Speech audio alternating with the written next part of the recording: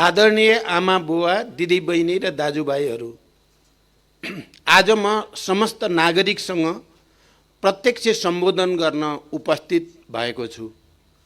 सरकार गठन भएको 1 वर्ष पूरा भएको संयोग र अवसर परे पनि सरकारका उपलब्धिको विवरण प्रस्तुत गर्नु मात्र मेरो आजको उद्देश्य होइन।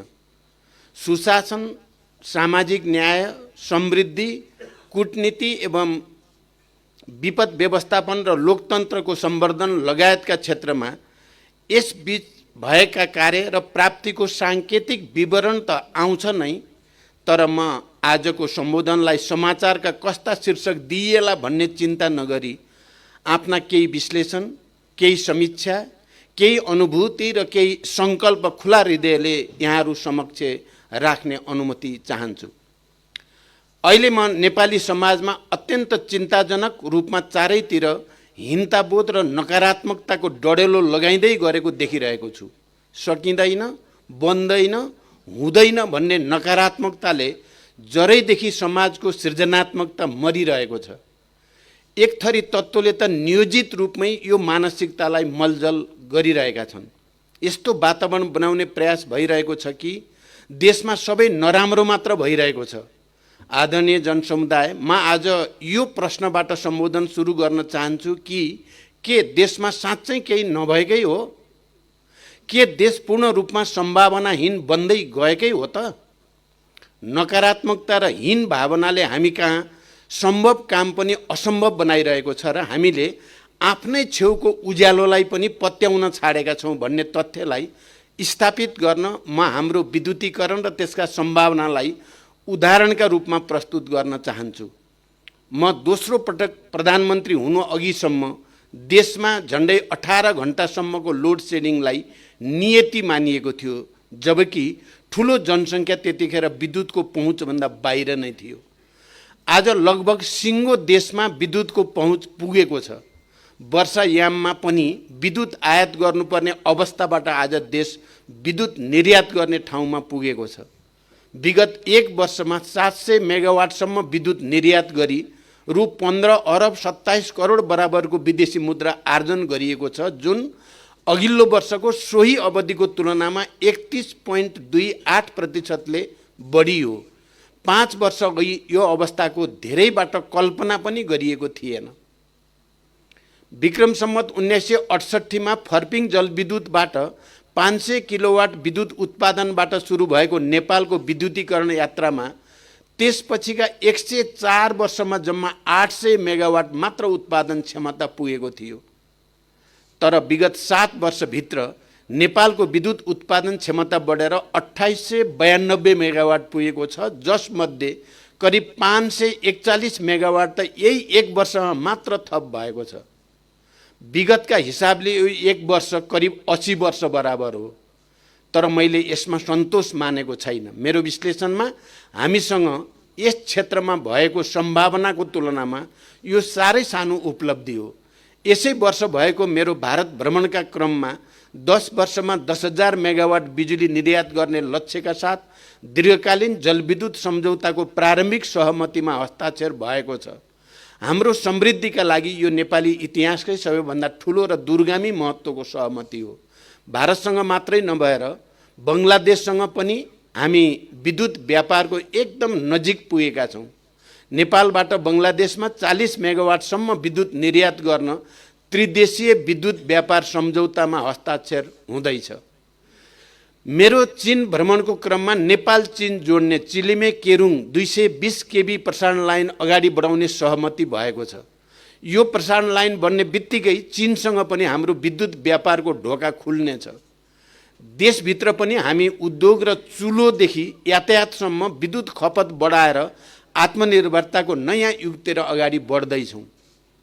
गम्भीर भएर सोचौँ त देशले हरेक वर्ष कम्तीमा रु 5 खरबको बिजुली निर्यात गर्न र त्यति नै बराबरको आयात प्रतिस्थापन गर्न सक्दा अरू विकसित देश सरह हुन हामीलाई कति नै वर्ष लाग्ला र? म निराशावादीहरूलाई सोध्न चाहन्छु, हाम्रो देश यति ठुलो आर्थिक सम्भावनाको नजिक इतिहासमा यसअघि कहिल्यै थियो र? बिजुलीको उज्यालो अब देशकै उज्यालो बन्ने दिशामा छ। के यो लोकतन्त्रको उपलब्धि होइन र? आदरणीय आमा बुवा, दिदी बहिनी र दाजुभाइहरू, अब सरकार गेम चेन्जर ठुला जलविद्युत आयोजनाहरूमा ध्यान केन्द्रित गरिरहेको छ, किनकि भारत, बङ्गलादेश र चीन समेत हाम्रो विद्युत व्यापारका साझेदार बन्ने परिस्थिति तयार भएको छ। बुढी गण्डकी जलविद्युत आयोजनाका लागि पेट्रोलियम पदार्थमा लगाइँदै आएको पूर्वाधार कर समेत सोही आयोजनालाई उपलब्ध गराइनेछ र स्रोतको अभाव हुन दिइने छैन। 3 वर्षभित्र सम्पन्न गर्ने गरी नेपाल विद्युत प्राधिकरणबाट 10,800 मेगावाट क्षमताको कर्णाली चिसापानी जलविद्युत आयोजनाको थप अध्ययन सुरु भएको छ। 1,902 मेगावाट क्षमताको मुगु कर्णाली जलविद्युत आयोजनाको अध्ययन सम्पन्न भएको छ। हाल कार्यान्वयन रहेको 900 मेगावाट क्षमताको अरुण तेस्रो जलविद्युत आयोजनालाई मैले सिधै सहजीकरण गरिरहेको छु भने 1,063 मेगावाट क्षमताको माथिल्लो अरुण आयोजनालाई लगानी जुटाउने कार्य अन्तिम चरणमा पुगेको छ। आउँदो 2 देखि 3 महिनाभित्र टेस्टिङ कमिसनिङ भइरहेका थप आयोजनाहरूबाट करिब 564 मेगावाट उत्पादन थप हुनेछ। हालसम्म 9,164 मेगावाटका जलविद्युत आयोजनाको निजी क्षेत्रसँग विद्युत खरिद सम्झौता सम्पन्न भएको छ, जसमध्ये यस वर्ष मात्र करिब 2200 मेगावाट बराबरको विद्युत खरिद सम्झौता सम्पन्न भएको छ। सुनकोशी मरिन डाइभर्सन तथा कमला डाइभर्सन सिँचाइ आयोजनाहरूलाई समेत थप पानी उपलब्ध गराउन सक्ने 678 मेगावाट क्षमताको सुनकोशी तेस्रो जलविद्युत आयोजना पनि सरकारको प्राथमिकतामा छ। राष्ट्रिय गौरव र रूपान्तरणकारी आयोजनाहरू अब एआई जडित ड्रोन प्रविधिबाट नियमित अनुगमन गर्ने प्रणाली जडान गरिँदैछ। प्रधानमन्त्री कार्यालयमा रहेको एक्सन रुमबाट यस्ता आयोजनाहरूको नियमित अनुगमन गर्न मैले सुरु गरिसकेको छु। आज म यो सम्बोधनबाट देशवासी सामु स्वीकार गर्दछु कि सरकार असफल त भएन, तर मेरो आफ्नै हुटहुटी अनुसारको परिणाम पनि आएको छैन। म बनिसकेका पूर्वाधारको जस खोसाखोस गर्न छाडेर सम्पन्न हुन बाँकी पूर्वाधारको चिन्तामा छु। देश कति बन्यो भन्ने होइन, कति बन्न सक्थ्यो भन्ने आत्मसमीक्षामा छु। यही चिन्ता र आत्मसमीक्षाका साथ म सार्वजनिक घोषणा गर्दछु, अब सरकारको कार्यशैली बदलिनेछ। केही पूर्व निर्धारित र अपरिहार्य बाहेक म बाहिरका कुनै कार्यक्रममा नगई नयाँ नीति तथा कार्यक्रम र बजेटको तयारी एवं विकास र सुशासनमा रहेका समस्या समाधान गर्न लाग्ने निष्कर्षमा छु। सरकारको कार्यशैली बदल्न यो एउटा प्रस्थान बिन्दु हुनेछ।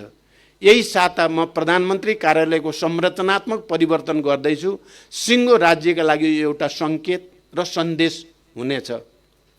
पूर्वाधार विकासमा जताततै समस्या देखिएका छन्। रुख कटानीको प्रक्रिया अत्यन्त जटिल छ। वनको भोगाधिकार र जग्गा प्राप्तिमा त्यस्तै जटिलता छन्। नागरिकको जग्गा प्राप्तिमा पनि थुप्रै समस्या छन्। अब म एउटा कामलाई बेग्ला बेग्लै डालोमा राख्ने अनि समस्याको जरो छाडेर हाँगा छिमोल्ने गल्ती गर्दिन। बरु कार्यतालिका र समयतालिका नै बनाएर र सबै सरकारवालाहरूलाई एक ठाउँमा राखेर समग्र पूर्वाधार विकासका कानुनी, नीतिगत र प्रक्रियागत जटिलताको दीर्घकालीन हल खोज्नेछु। एकले अर्कोलाई देखाएर देशको विकास अवरुद्ध गर्ने प्रवृत्ति अन्त्य गर्नुपर्दछ। पूर्वाधार विकासलाई आवश्यक परे सङ्कटकाल नै घोषणा गरेर भए पनि उच्च प्राथमिकता दिनुपर्छ भन्ने मेरो विश्वास छ। यस वर्ष 776.61 किलोमिटर कालोपत्रे सडक निर्माण भएको छ भने 587.5 किलोमिटर ग्राभेल सडक निर्माण भएको छ। यसै अवधिमा 181.29 किलोमिटर नयाँ ट्र्याक खोलिएको छ।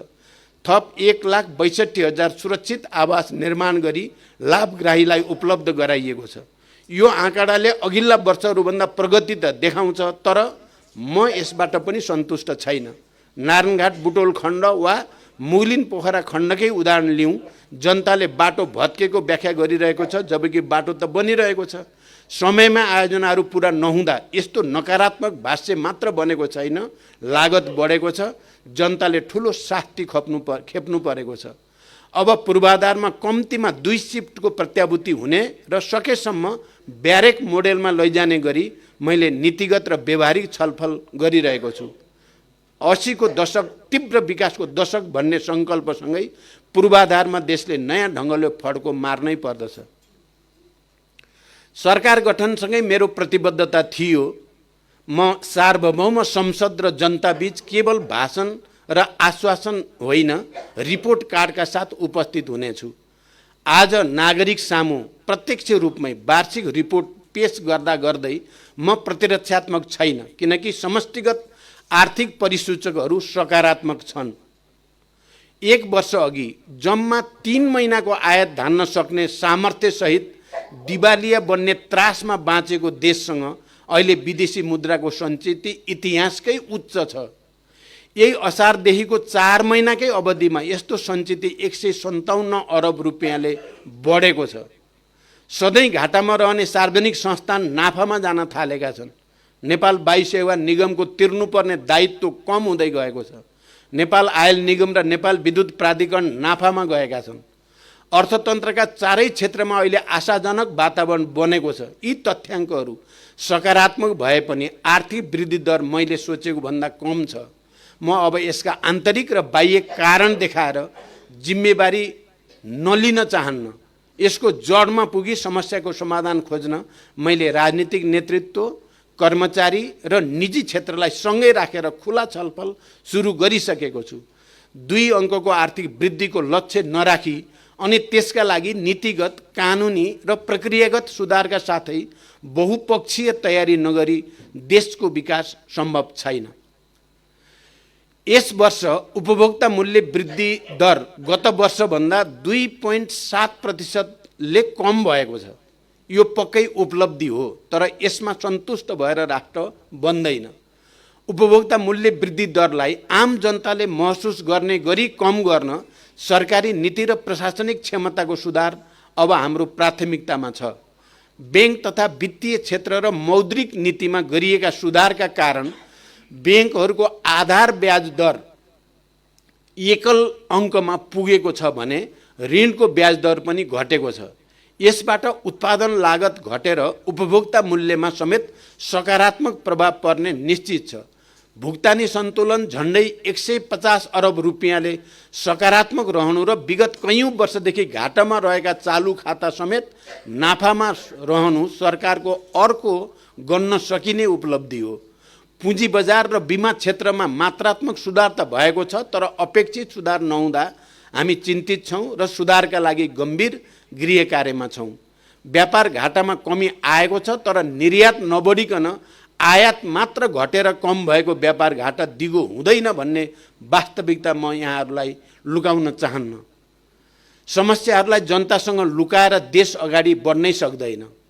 आन्तरिक उत्पादनसँगै निर्यात पनि बढाउने गरी उत्पादन परिमाण वृद्धि गर्न आवश्यक पहल हामी लिनेछौँ। विप्रेषण आप्रवाहमा 26% वृद्धि भएको छ। अब हाम्रो ध्यान विप्रेषणसँगै भित्रिने सिप, अनुभव र दक्षताको उपयोग गरी देशभित्र उत्पादन र रोजगारी बढाउनेतर्फ केन्द्रित हुनेछ। म सबै आर्थिक र कूटनीतिक नियोगहरूलाई लगानी र पर्यटनमा परिणाममुखी परिचालनका लागि आह्वान गर्दछु र कार्यक्षमता कमजोर भएका राजदूत र नियोग प्रमुखहरूलाई फिर्ता बोलाउने तयारी हामी गर्दैछौँ। सरकारका नीतिले मात्र होइन, सरकारले गर्ने खर्चले अर्थतन्त्रलाई गतिशील बनाउँछ। विगत केही वर्षदेखि नै कमजोर रहेको हाम्रो पुँजीगत खर्च गर्ने क्षमतामा निर्णायक हस्तक्षेप र सुधार गर्न अब ढिला भइसकेको छ। बजेट निर्माणको परम्परागत तरिकाले न प्राथमिकतापूर्ण योजनाहरूमा बजेट विनियोजन हुन सक्यो, न खर्चको सही आकलन नै हुन सक्यो। यसको प्रत्यक्ष असर पुँजीगत खर्चमा परि समग्र आर्थिक क्षेत्र नै प्रभावित भइ नै रह्यो। त्यसैले म नीति, योजना र बजेट निर्माणको परिपाटी नै परिवर्तन गर्ने तयारीमा छु। सरकारको नीति तथा कार्यक्रम र बजेटलाई परम्परागत धारबाट भिन्न बनाउनै पर्दछ। आगामी वर्षको नीति तथा कार्यक्रम र बजेट निर्माणमा जनप्रतिनिधि र आम नागरिकको समेत पर्याप्त सुझाव लिने गरी बजेटका सिद्धान्त र प्राथमिकता सकेसम्म फागुनमै पेश गर्ने हाम्रो तयारी छ। त्यसमा प्राप्त सुझाव समेत समेटी नीति तथा कार्यक्रम र त्यसकै आधारमा बजेटलाई अन्तिम रूप दिने गृह कार्यमा म छु। यसबाट नीति तथा कार्यक्रम र बजेटमा सबैको सहभागिता र अपनत्व स्थापित भई कार्यान्वयन पनि सहज हुने मेरो विश्वास छ। यो 1 वर्षको अवधिमा 292 अरब 51 करोड रुपियाँ बराबरको लगानी स्वीकृत भएको छ। अघिल्ला वर्षहरूसँग तुलना गरेर यसलाई उत्साहजनक मान्ने पक्षमा म छैन। देशभित्र लगानी प्रवर्धन र व्यावसायिक वातावरण सुधार गर्न हामीले धेरै काम गर्न बाँकी छ। आगामी वैशाखमा लगानी सम्मेलन अगाडि नै आवश्यक कानुनी र व्यावहारिक सुधार गर्न मैले सरकारवाला निकायहरूलाई क्रियाशील बनाइसकेको छु। यसै आर्थिक वर्षभित्र नेपालको क्रेडिट रेटिङ सम्पन्न हुनेछ। उद्योग दर्तालाई सहजीकरण गर्न सञ्चालनमा रहेको एकद्वार प्रणालीलाई 1 महिनाभित्र साँच्चीकै एकद्वार बनाइँदैछ। यसमा संलग्न निकायका कर्मचारी र पदाधिकारीलाई आवश्यक सम्पूर्ण अधिकार प्रत्यायोजन गरिँदैछ। चाहिने अधिकार नदिने निकाय र पदाधिकारीलाई जिम्मेवार बनाइँदैछ। लगानी बोर्डको कार्यालयलाई अधिकार प्रत्यायोजन गरेर समन्वयकर्ता भन्दा कार्यमूलक बनाइँदैछ। लगानी बोर्डको अब बस्ने पहिलो बैठकबाट नै कानुन बमोजिम यस्तो अधिकार प्रत्यायोजन गरिँदैछ। यो वर्ष पर्यटकको सङ्ख्या उल्लेखनीय रूपमा बढेको छ, लगभग रेकर्डकै रूपमा। अहिले सुन्दा अपत्यारिलो लाग्ला, तर क्षेत्रगत तयारी र योजनाबाट अर्को वर्ष हामी पर्यटकको सङ्ख्या झन्डै दोब्बर बनाउँछौँ भन्ने मेरो विश्वास छ। लुम्बिनी वरपरको 8 वर्ग किलोमिटरको ग्रेटर लुम्बिनी परियोजना अगाडि बढ्दैछ। ग्रेटर लुम्बिनी अन्तर्गत रामग्राम र कपिलवस्तुको गुरु योजना अगाडि बढिरहेको छ। फरक फरक क्षेत्रका पर्यटकका लागि सरकारले फरक फरक रणनीतिमा काम गरिरहेको छ। ठुलो खर्च भएका पोखरा र भैरवा विमानस्थललाई पूर्ण सञ्चालनमा ल्याउन सकिएको छैन। भैरवा अन्तर्राष्ट्रिय विमानस्थलबाट छिमेकी मुलुकका नजिकका विमानस्थलसम्म कम उचाइमा उडान गर्ने साना विमान सञ्चालनको पहल पनि भइरहेको छ। भैरवा र पोखरा विमानस्थलबाट अन्तर्राष्ट्रिय उडान र अवतरण गर्ने विमानहरूलाई इन्धन, टर्मिनल, ग्राउन्ड ह्यान्डलिङ र अन्य सेवा शुल्कमा सहुलियत दिएर प्रोत्साहन गरिँदैछ। निजगढ विमानस्थलको समेत निर्माण सुनिश्चित गरी काठमाडौँ, भैरवा र पोखरा विमानस्थलको विस्तार तथा सञ्चालन पनि सार्वजनिक निजी साझेदारी मोडेलमा अघि बढाउने विकल्पमा समेत छलफल सुरु भएको छ। सुविधा सम्पन्न खेल मैदान बिना नै नेपाली क्रिकेट खेलाडीहरूले विश्वकपको यात्रा तय गरे। विश्वकपको तयारीमा कुनै कसर बाँकी राखिने छैन। यो सफलतासँगै अब देशमा खेल पर्यटनको ठुलो आधार तयार भएको छ। त्यसका लागि हामीले पूर्वाधारमा ध्यान केन्द्रित गरेका छौँ। कीर्तिपुर रङ्गशालालाई पीपीपी मोडेलमा विस्तार गरिँदैछ भने मुलपानी, विराटनगर र कैलालीको फाप्ला क्रिकेट रङ्गशालालाई राष्ट्रिय गौरवको आयोजनाको रूपमा निर्माण गरिँदैछ। चितवनको गौतम बुद्ध क्रिकेट रङ्गशालालाई पनि राष्ट्रिय गौरवकै आयोजनाको रूपमा 3 तहकै सरकारको समन्वयमा अगाडि बढाइँदैछ। सरकारले देशको गौरव बढाउने युवा क्रिकेट खेलाडी, प्रशिक्षक र व्यवस्थापन टिमलाई सम्मानसहित पुरस्कृत गरेको छ। दक्षिणी एसियाली र एसियाली खेलकुद प्रतियोगितामा पदक प्राप्त गर्ने 252 खेलाडीलाई मासिक भत्ता पनि उपलब्ध गराइएको छ। यी प्रोत्साहनसँगै सरकारको ध्यान पूर्वाधार निर्माणमै केन्द्रित छ। ग्रासरुटबाट नै खेलाडी, खेलकुद र खेल पूर्वाधारको विकास गरी खेल पर्यटनको ठुलो सम्भावना हासिल गर्न सरकारले कुनै कसर छाड्ने छैन। म अब दलहरू, नागरिक समाज र राज्यका सबै निकायलाई समेत क्रमभङ्गताको अपिल गर्न चाहन्छु। अब शीर्ष बैठकहरू सत्ताको वितरण गर्न होइन, विश्वविद्यालयहरू सुधार्न, परराष्ट्र नीतिमा राष्ट्रको एउटै धारणा बनाउन, रोजगारी सृजना गर्न र लगानीका लागि राष्ट्रको छवि सुधार्न बस्नेछन्। मैले त्रिभुवन विश्वविद्यालयको दीक्षान्त समारोहमा घोषणा गरिसकेको छु। अब विश्वविद्यालयहरूमा राजनीतिक भागभण्डा हुने छैन। संसारको कुनै पनि कुनामा रहेका योग्य नेपालीले विश्वविद्यालय सुधारको प्रष्ट र इमान्दार खाकासहित उपकुलपतिमा दाबी गर्न सक्नेछन्। अब मेरिटोक्रेसी सुरु हुनेछ। त्रिभुवन विश्वविद्यालय त्यसको प्रस्थान बिन्दु बन्नेछ। नेपालका विश्वविद्यालयहरू रित्तिँदै जाने, युवा जनशक्तिसँगै पुँजी पनि पलायन हुने डरलाग्दो अवस्था अन्त्य गर्न तथा शिक्षामा गुणस्तरीय र प्रतिस्पर्धी जनशक्ति देशभित्रै उत्पादन गर्न बहुआयामिक कदम चालिँदैछ। विद्यालय शिक्षालाई प्रभावकारी बनाउन अति जरुरी, तर 7 वर्षदेखि कसैले हिम्मत नगरेको शिक्षा विधेयक मैले संसदमा पेश गरेँ। त्यसका कमी कमजोरी सच्याई छिटै पारित गर्न म प्रतिबद्ध छु। विद्यालयलाई राजनीतिक क्रीडास्थल बनाउन हुँदैन भन्ने हाम्रो निष्कर्ष छ। यसमा म आम शिक्षक, राजनीतिक दल र अन्य सरकारवालाको साथ चाहन्छु। भर्ना अगावै सबै विद्यार्थीको हातमा पाठ्यपुस्तक पुर्याउन सफल भएसँगै अब यसै शैक्षिक वर्षभित्र शिक्षक विद्यार्थी अनुपातमा सुधार गरिँदैछ। 7 प्रदेशमा सुविधायुक्त स्टुडियो निर्माण गरी दुर्गम र दक्ष शिक्षकको अभाव भएका स्थानीय तहहरूमा रहेका विद्यालयहरूलाई आगामी शैक्षिक वर्षदेखि नै सूचना प्रविधिको माध्यमबाट विज्ञान, गणित र अङ्ग्रेजी विषयको पठन पाठन सुरु गरिँदैछ। चिकित्सा शिक्षालाई सस्तो र आम जनताको पहुँचमा पुर्याउन तथा गुणस्तरीय स्वास्थ्य सेवा प्रदान गर्न सरकारी अस्पतालहरूमा नर्सिङ, प्यारामेडिक्स लगायतका शैक्षिक कार्यक्रम सञ्चालनको गृह कार्य भइसकेको छ। शहीद धर्मभक्त राष्ट्रिय मानव अङ्ग प्रत्यारोपण केन्द्रलाई 500 शैय्याको अत्याधुनिक अस्पतालका रूपमा विकास गर्न सरकारले प्रक्रिया अगाडि बढाइसकेको छ। प्रादेशिक प्रयोगशालासँगै सरकारी अस्पतालका प्रयोगशालाहरूको शुल्कमा एकरूपता कायम गरिँदैछ। ज्येष्ठ नागरिकका लागि विशेष स्वास्थ्य सेवा सुनिश्चित गर्न 94 अस्पतालमा जेरियाट्रिक वार्ड स्थापना गरिएका छन्। 2074 सालमा म प्रधानमन्त्री हुँदा राष्ट्रिय स्वास्थ्य बिमा ऐन ल्याइएको हो, तर बिमा कार्यक्रम त्यसको भावना र व्यवस्था अनुसार अघि बढेन। अब यसलाई सुधार्दै मेरै कार्यकालमा बनेको ऐन बमोजिम नागरिकको स्वास्थ्यमा पहुँचको संवैधानिक हकको ग्यारेन्टी गर्ने काम उच्च प्राथमिकतामा हुनेछ। स्वास्थ्य बिमा ऐन बमोजिम बिमाको प्रभावकारी कार्यान्वयनको लागि नीतिगत र प्रक्रियागत सुधार, बोर्डको क्षमता अभिवृद्धि, बलियो अनुगमन र मूल्याङ्कन संयन्त्र, बिमाको दायरामा वृद्धि र सबैको आबद्धता, उपचारका लागि अस्पताल लगायतका संरचना र सेवाको गुणस्तरमा व्यापक सुधार र जनशक्ति व्यवस्थापनका लागि सरकार तदारकताका साथ लागिरहेको छ।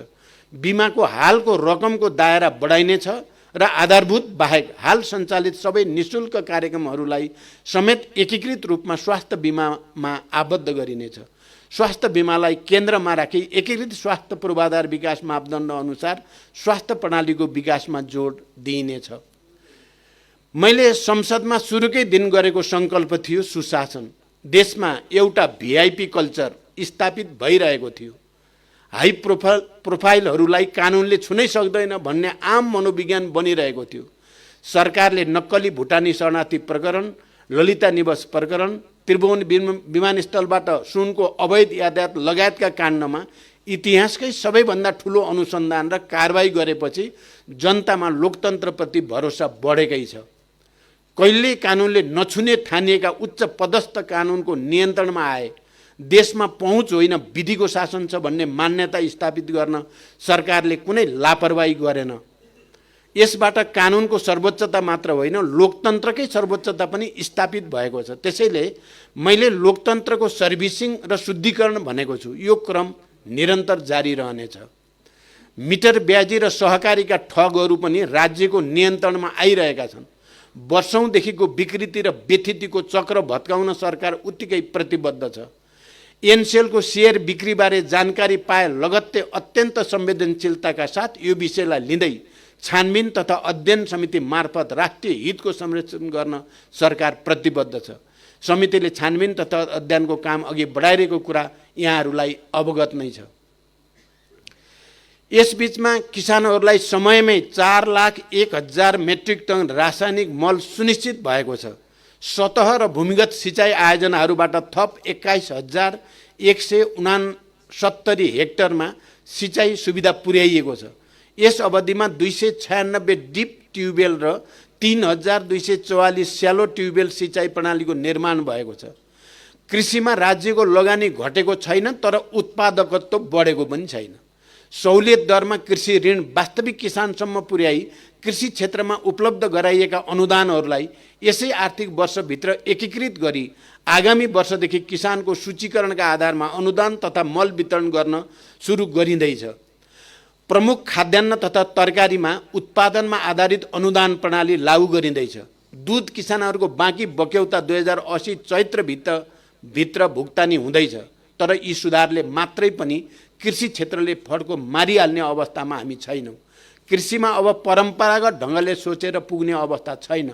खाद्यान्न प्रणाली तथा कृषि क्षेत्रको रूपान्तरणको लागि कृषि क्षेत्रमा सरकारी, निजी, विकास साझेदार र सहकारी क्षेत्रको लगानी बढाउन कृषि क्षेत्रमा लगानी दशक 2081 देखि 2091 नै घोषणा गरी अगाडि बढ्ने सरकारको तयारी छ।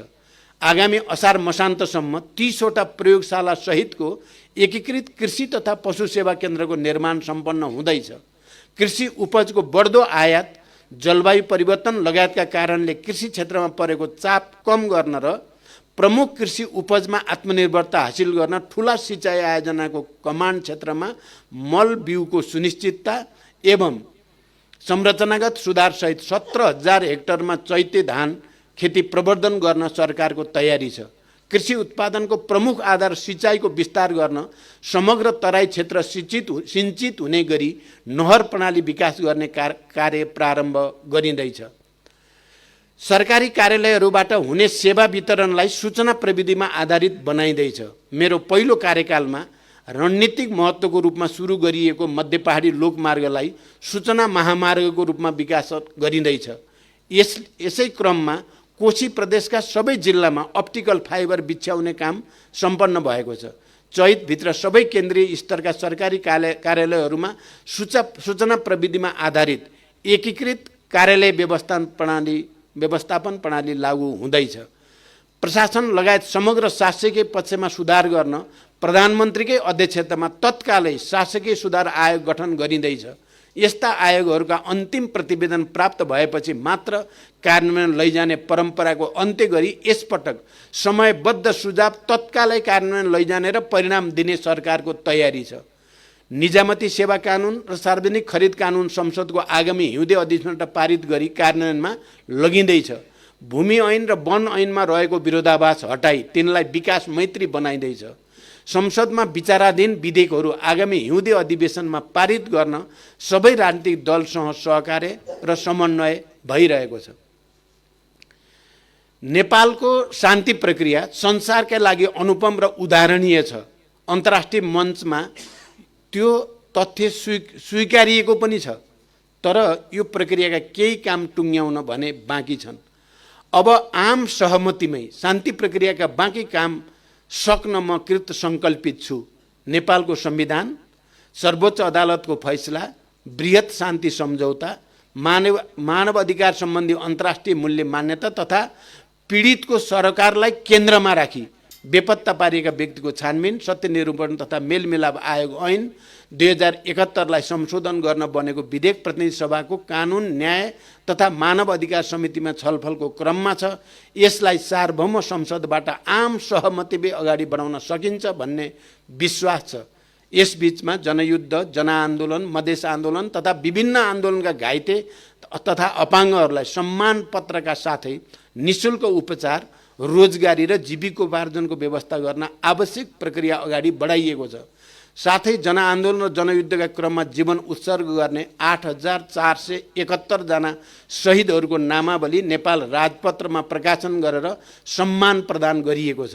शारीरिक क्षमता भिन्न भएर पनि समाजका हरेक क्षेत्रमा योगदान पुर्याइरहेका अपाङ्ग समुदायले भोगिरहेको पीडाप्रति म सचेत छु। उहाँहरूको संवेदनशीलतालाई सरकारले विशेष कार्यक्रम मार्फत सम्बोधन गर्नेछ। मैले प्रधानमन्त्रीको हैसियतमा गरेका विदेश भ्रमणहरूमा नेपालको प्राथमिकता, चासो र आपसी सहकार्यका विषय प्रष्ट राखेको छु। भारत र चीनसँग सुदृढ र सन्तुलित सम्बन्ध कायम भएको छ। नेपालको विकास प्रयासमा यी छिमेकी देशहरूको सहयोग र समर्थनमा वृद्धि भएको छ। इटालीको रोममा भएको विश्व खाद्य सम्मेलनमा नेपालले खाद्य सुरक्षा र अल्पविकसित मुलुकहरूको समस्या समाधानमा राखेको प्रस्तुतिले संसारकै ध्यान तानेको छ। संयुक्त राष्ट्रसङ्घको महासभा र त्यसका अन्य बैठकहरूमा नेपालले राखेका विषयवस्तुले अन्तर्राष्ट्रिय ध्यानाकर्षण पाएका छन्। मेरो निमन्त्रणा भएको संयुक्त राष्ट्रसङ्घका महासचिवको नेपाल भ्रमण र अघिल्लो महिना दुबईमा भएको जलवायु परिवर्तन सम्बन्धी सम्मेलन COP28 मा नेपालको प्रस्तुति फरक र प्रभावकारी रह्यो। यस्तो सम्मेलनमा पहिलो पटक छुट्टै साइडलाइन बैठक आयोजना गरी नेपालले सन्देश दियो। अब जलवायु सङ्कटबाट प्रभावित पर्वतीय देशहरूको आवाजलाई नेपालले नेतृत्व गर्नेछ र 28 का उपलब्धिको रक्षा र विकास गर्नेछ। जलवायु न्याय र समानताको अवधारणालाई नेपालले अझ प्रभावकारी रूपमा प्रवर्धन गर्ने समय आएको छ। जलवायु सङ्कटको मुख्य कारक रहेको कार्बन उत्सर्जन घटाउन र जलवायु वित्त परिचालन गर्ने दायित्व पुरा गर्न विश्व समुदायले हामीले घचघच्याइरहेका छौँ, घचघच्याइरहनेछौँ। अन्तर मन्त्रालय संयन्त्र र विज्ञ सम्मिलित अन्तर्राष्ट्रिय वार्ता टोली बनाई त्यसलाई पूर्ण म्यान्डेट सहित संयुक्त राष्ट्रसङ्घ लगायतमा बहुपक्षीय वार्ताहरूमा नेपालका प्राथमिकता प्रस्तुत गर्न र अवसर जुटाउन परिचालन गरिँदैछ। यसका साथै कार्बन व्यापारमा पहुँच र जलवायु परिवर्तन सम्बन्धी हरित जलवायु कोष, हानि नोक्सानी लस एन्ड ड्यामेज कोष लगायतमा नेपालको पहुँच बढाउन र छिटो सहयोग प्राप्त गर्न नियमित लबिङ गर्दै देशमा आवश्यक संस्थागत संयन्त्रलाई सुदृढ गरिँदैछ। इजरायलमा हमासको आक्रमणपछि जति तेज गतिमा नेपाली नागरिकको सकुशल उद्धार गरियो त्यो आफैमा एउटा उदाहरण हो भन्नेमा कसैको विमति नहोला। जसरी सुडानबाट 31 जना नेपालीको उद्धार गरियो त्यसै गरी रुस युक्रेन युद्धमा फँसेका नेपालीहरूको शीघ्र उद्धारका लागि पनि हामी निरन्तर कूटनीतिक संवादमा छौँ। मेलम्चीको पानी काठमाडौँवासीले उपयोग गर्ने सपना अधुरो रहेको हामी सबैले बुझेका छौँ। मैले मेलम्चीको समस्याका बारेमा सबैसँग छलफल पनि गरेँ। मेलम्चीको पानी काठमाडौँ आउँदैन भन्ने भाष्यलाई गलत साबित गर्नु छ। 17 करोड लिटर पानी 1 महिनाभित्र सुन्दरी जलमा पुर्याउने लक्ष्यसहित 28 दिनको कम्प्याक्ट योजनासहित अहिले हामी काम गरिरहेका छौँ। मेलम्चीको दोस्रो चरणको आयोजनाबारे पनि संवाद जारी छ। यति मात्र होइन, खानेपानी सम्बन्धी काम गर्ने निकायको संरचनागत सुधार गर्नेतर्फ प्राथमिकता रहनेछ। युगौँदेखि जातीय छुवाछुत र आत्मसम्मानको पीडा खेपेर बाँचिरहेका दलित समुदायको अवस्था लोकतन्त्र स्थापना भएपछि पनि अपेक्षित सुधार हुन अवस्थामा लोकतन्त्र स्थापना भएपछि पनि अपेक्षित सुधार हुन सकेको छैन। दलित समुदायलाई इतिहासदेखि नै हुँदै आएको विभेदको परिपूरण गर्न, क्षतिपूर्ति दिन, विशेषाधिकार दिन राज्यले कन्जुसाइ गर्नु हुँदैन। सामाजिक न्यायको प्रत्याभूति गर्नु संविधानको प्रस्तावनाको मर्मको पहिलो शर्त हो। त्यसैले दलित समुदायको ऐतिहासिक ज्ञान र सिपलाई आधुनिक शिल्पशालाहरू मार्फत संस्थागत र विकास गर्ने, दलित समुदायलाई अरू सरह योग्य बनाउन विशेष कार्यक्रमहरू सञ्चालन गर्ने र हालका संरचनाहरूलाई समेत पुनर्संरचना गरी दलित विकास प्राधिकरणसम्म पुर्याउनेमा म सकारात्मक छु। नेपालमै जन्मेर बुवा आमा नेपाली भएर पनि पहिचानको पीडा झेल्दै बाँचिरहेका लाखौँ नेपाली नागरिकलाई नेपाली नागरिक हुनुको गौरव नागरिकता ऐन जारी भएसँगै प्राप्त भएको छ। यो सँगै गैर-आवासीय नेपालीहरूको आफ्नो पुर्खासँग साइनो जीवित राख्न गैर-आवासीय नागरिकता वितरणको प्रक्रिया पनि सुरु भएको छ। विदेशमा रहेका नेपालीहरूको मतदान गर्ने पाउने आधार सरकारले तयारी अगाडि बढाएको छ। नागरिक जहाँ जहाँ राज्यसँग ठोकिन्छन् ती सबै बिन्दुमा शासकीय सुधार हाम्रो प्रतिबद्धता हो। स्थानीय तह समेतको सहयोगमा माघ मसान्तभित्र जनघनत्वका आधारमा जिल्ला प्रशासन कार्यालयहरूमा थप जनशक्तिको व्यवस्था गरी राष्ट्रिय परिचय पत्र र राहदानी प्राप्त गर्ने समयावधि छोट्याइनेछ। राहदानी छपाई कार्यलाई प्रतिस्पर्धाका आधारमा अघि बढाइनेछ। यसै गरी अनलाइनबाटै राहदानी नवीकरणको प्रक्रिया अगाडि बढाउने तयारी भइरहेको छ। वैदेशिक रोजगारीलाई मर्यादित सुरक्षित बनाउने दिशामा सरकार गठनसँगै केही महत्त्वपूर्ण निर्णय गरिएको यहाँहरूलाई अवगत नै छ। यसबीचमा श्रम स्वीकृति र पुनः श्रम स्वीकृति कार्यलाई पूर्ण रूपमा अनलाइन गरियो। 2 वर्षे सीमालाई परिमार्जन गरी करार अवधि बमोजिमै श्रम स्वीकृति दिने व्यवस्था भयो। विदेश स्थित नियोगबाटै पुनः श्रम स्वीकृति प्रदान गर्ने व्यवस्थादेखि टेलिमेडिसिन सेवासम्म उपलब्ध गराइयो। वैदेशिक रोजगारीका क्रममा हुने ठगी नियन्त्रण एवं राहत तथा उद्धार कार्यलाई प्रभावकारी बनाउन मार्शल टिम, शीघ्र प्रत्युत्तर टोली, 24 घण्टा गुनासो सुन्ने गरी श्रम कल सेन्टर सञ्चालनमा ल्याइयो। यसले वैदेशिक रोजगारमा जाने नागरिकलाई अलिकति सजिलो पक्कै बनाएको छ। तर हामीले प्रक्रियागत गाँठा फुकाएर मात्रै खुसी हुने अवस्था छैन। विप्रेसनको सदुपयोग र फर्केपछि सिपको सदुपयोग सहितको गुणस्तरीय जीवनका लागि धेरै काम गर्न बाँकी छ, जुन अब हाम्रो प्राथमिकतामा छ। देशभित्र श्रमिकहरूको न्यूनतम ज्याला वृद्धि गरी रु 17,350 पुर्याइएको छ। वैदेशिक रोजगारमा गएका, विदेशमा स्वरोजगार रहेका वा स्वदेशभित्रै अनौपचारिक क्षेत्र र स्वरोजगारमा रहेका समेत गरी 9,50,000 व्यक्ति योगदानमा आधारित सामाजिक सुरक्षा कोषमा समाहित भएका छन्। वैदेशिक रोजगारीमा जानेलाई ब्याङ्कसँग जोड्न नसक्दा मिटर ब्याज र चर्को ब्याजको शिकार हुनु परेको। त्यसैले वैदेशिक रोजगारीको प्रक्रियालाई पूर्णतः अनलाइन गरी बैंकिङ प्रणालीसँग जोडिँदैछ। यसै वर्षको चैतभित्र सरकारी कार्यालय, संस्थान र प्रतिष्ठानहरूमा कार्यरत करार र ज्यालादारी कर्मचारीहरूलाई सामाजिक सुरक्षा कोषमा आबद्ध गरिँदैछ। कम्पनी रजिस्ट्रारको कार्यालयलाई पूर्ण स्वचालित प्रणालीमा लगिँदैछ। यसै आर्थिक वर्षभित्र कम्पनी रजिस्ट्रारको कार्यालय, उद्योग विभाग र वाणिज्य, आपूर्ति तथा उपभोक्ता संरक्षण विभागका सूचना प्रणालीलाई एक आपसमा आबद्ध गरी उद्योग व्यवसाय दर्ता र नवीकरणका लागि पटक पटक एउटै कागजात विभिन्न निकायमा बुझाउनु पर्ने झन्झटिलो व्यवस्था हटाइँदैछ। लामो समयदेखि बन्द रहेको तातोपानी खासा, रसुवा केरुङ, हिल्सा पुराङ र मुस्ताङको कोरला नाका द्विपक्षीय व्यापारका लागि खुला भएका छन्। त्रिदेशीय कनेक्टिभिटीको विषय मैले दोस्रो पटक प्रधानमन्त्री हुँदा नै उठाएर चीन र भारत जोड्ने सडक कोरिडोरको घोषणा गरेको थिएँ। अहिले महाकाली कोरिडोरको काम द्रुत गतिमा अघि बढेको छ। ताक्लाकोट जोड्ने दिपायल खुटिया सडकका लागि बजेट सुनिश्चित भएको छ। दोधारा चाँदनी सुक्खा बन्दरगाह निर्माणका लागि भारत सरकारको आर्थिक तथा प्राविधिक सहयोगमा निर्माण गर्ने गरी समझदारी पत्रमा हस्ताक्षर भई संरचना निर्माणको कार्य प्रारम्भ भएको छ। नेपालगञ्ज स्थित एकीकृत जाँच चौकी सञ्चालनमा आएको र विराटनगर स्थित एकीकृत जाँच चौकी आइसिपीमा रेलवे कार्यको सुरुवात भएको छ। जाजरकोट रुकुम भूकम्पपछि खोज र उद्धारमा सरकारले लिएको तदारुकताले पनि राज्यप्रति जनताको भरोसा बढाएको छ। भूकम्पका कारण आवास क्षति भई बसोबास गर्न योग्य नरहेका घर परिवारलाई अस्थायी आवास निर्माणका लागि प्रति परिवार रु 50,000 दिने निर्णय गरी 2,26 करोड निकासी गरियो। साथै चालु आर्थिक वर्षका लागि संसदीय क्षेत्र पूर्वाधार विकास कार्यक्रमका लागि विनियोजन गरिएको रकम रु 8,25 करोड हाललाई भूकम्पपछिको पुनर्निर्माण तथा पुनरुत्थानमा खर्च गर्ने र थप रु 1,75 करोड समेत सो कोषमा थप गरी रु 10 अरब विपद व्यवस्थापनका लागि गराइँदैछ। अब 1 महिनाभित्र अस्थायी पुनर्निर्माणको काम सम्पन्न गरिसकिनेछ। सङ्घीय र प्रादेशिक तहमा गरी देशभर कुल 3523 जनरल शैय्या गरिब तथा विपन्न नागरिकको लागि निःशुल्क उपलब्ध गराइएको छ।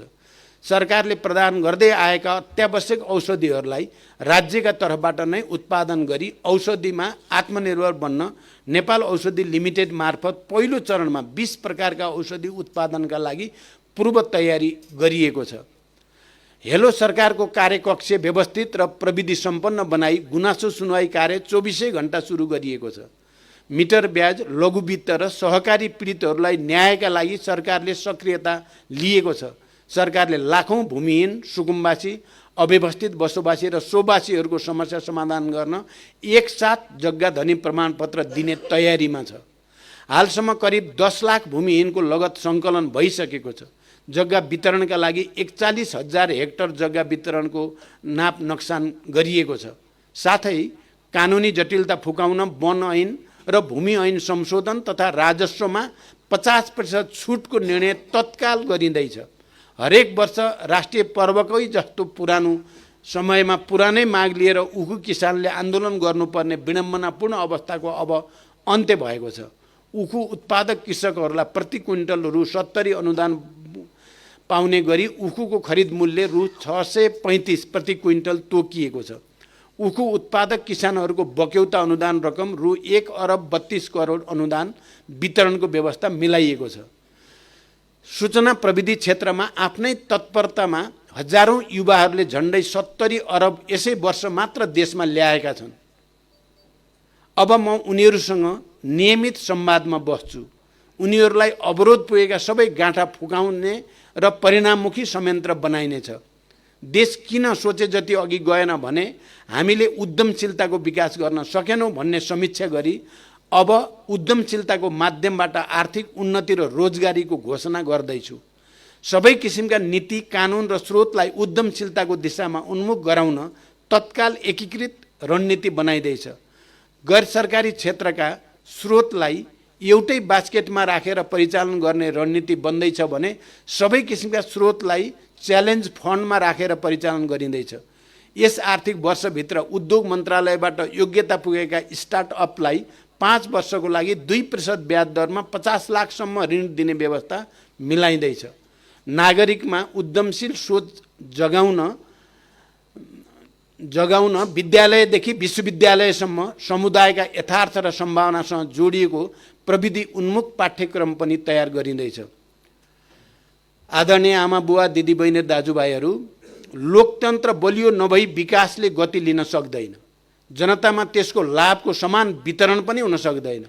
अहिले एक थरीले व्यवस्थाप्रति वितृष्णा जगाउन गलत र भ्रामक प्रचारको सहारा लिएका छन्। अहिले भन्दा हिजो एकात्मक शासन राम्रो थियो भन्ने तिनको भाष्य बिल्कुल गलत छ।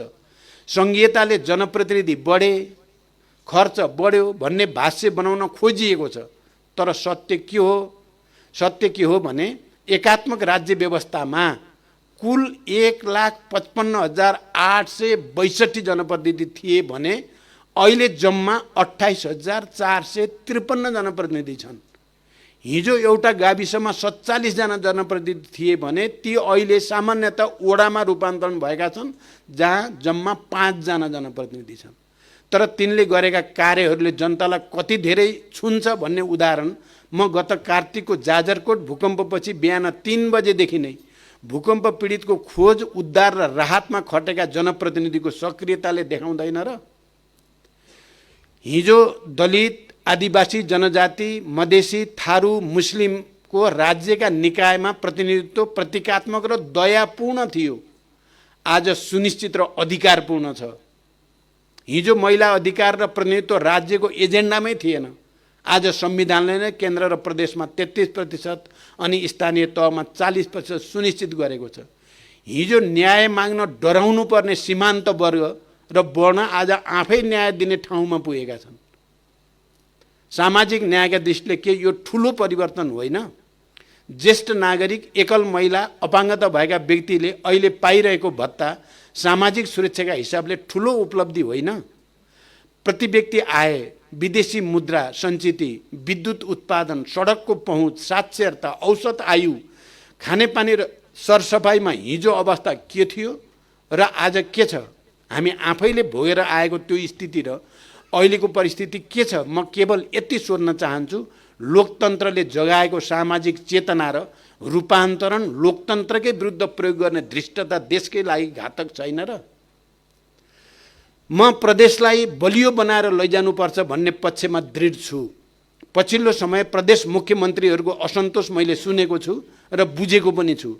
म आज यही सम्बोधनबाट उहाँहरूलाई विश्वास दिलाउँछु, संघीयताका सबै गाँठा निकै छिटो फुकाइँदैछन्। राष्ट्रिय समन्वय परिषदको पहिलो बैठक मैले नै डाकेको हुँ।